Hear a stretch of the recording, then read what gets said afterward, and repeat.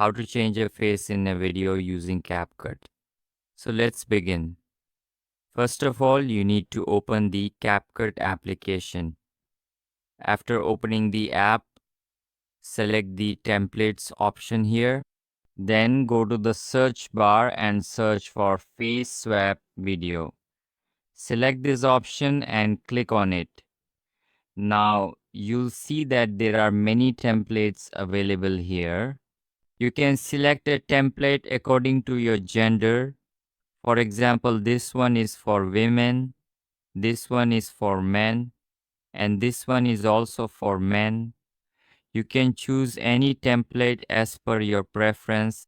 For example, I'll select this template here. After that, click on Use Template. Now you need to select a photo, either your own or of the person whose face you want to swap.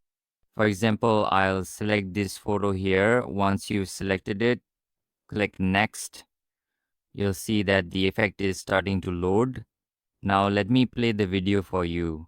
As you can see, the face swap happens in the video like this. So that was today's video. I hope you liked it. If you enjoyed the video, please like it, subscribe to our channel, and press the bell icon.